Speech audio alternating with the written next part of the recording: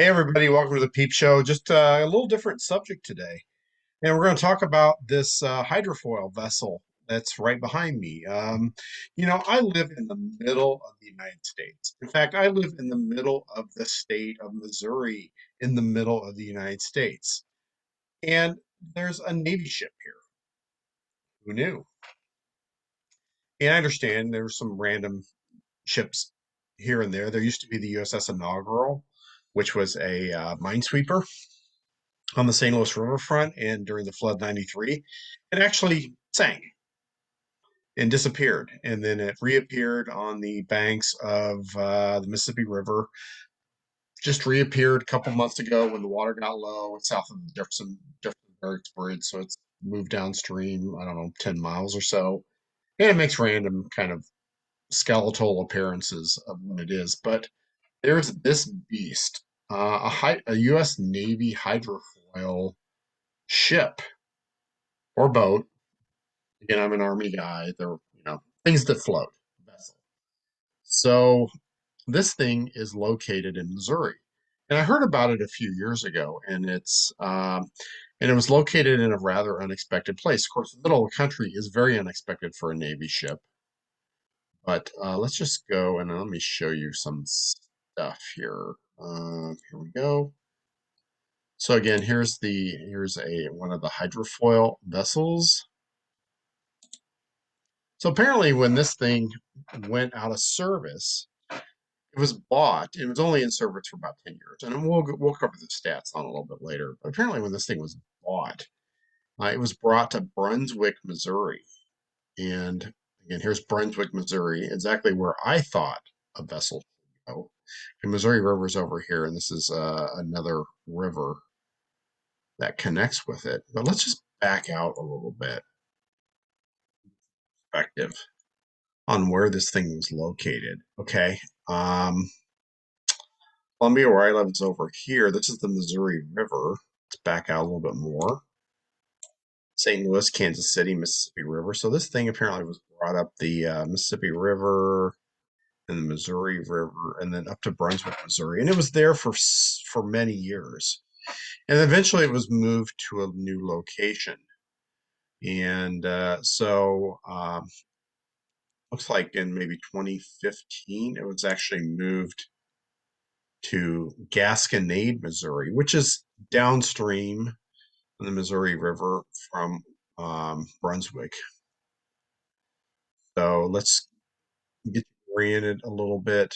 Uh, you're familiar with Missouri. This is Herman, and Jefferson City is over here. So I live up here in Columbia. So this would be St. Louis, and Kansas City would be over. So there's a Navy vessel parked Gasconade, Missouri, and it's at the mouth of the Gasconade River where it joins the Missouri River. If you don't believe me, let's just zoom in. There it is. Go 3D. Look at it. It is sitting right there. It's a very, very unique vessel because of the hydrofoil aspect of it. So they have a web page for it. First, let's just talk about the ship itself.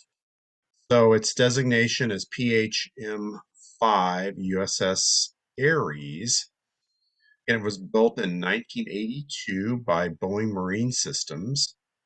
Has a draft of 6 feet, a length of 133, beam of 28, and 214 tons. And apparently, this is the president of the memorial. So the Aries was home ported in Key West for 11 years of service, conducted law enforcement operations against smugglers in conjunction with the Coast Guard.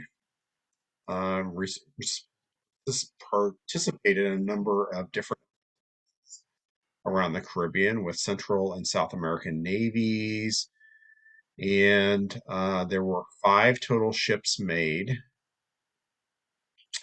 and they were all decommissioned in 1993. So this thing was only in service for about 10 years. But there it is, running up to speed. There's the hydrofoils in the front and back. So this is actually their web page for the ship. So the contract was awarded in 77. It was keel laid in 80, launched in 81, and finished in 82, and then decommissioned really less than 11 years. Had a crew of 19 enlisted, 4 officers, and had a GE gas turbine coupled to a jet water propulsor.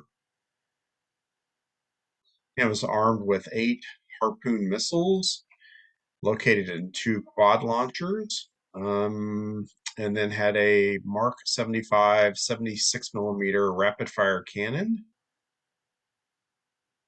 And it could go in excess of 48 knots. So this thing was fast. And this is what it looks like when the hydrofoil is down and it's operating. Here's a map of this, and here's some actual photographs of it.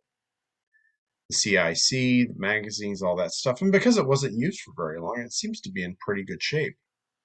So there's actually a foundation that operates this museum.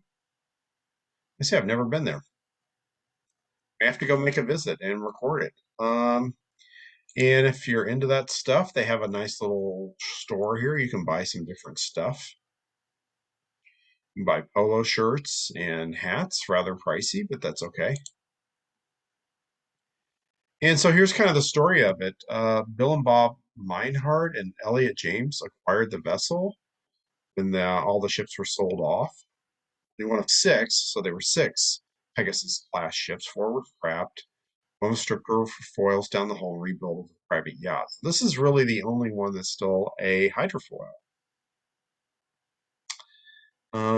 They spent 4 months gathering parts from the other ships.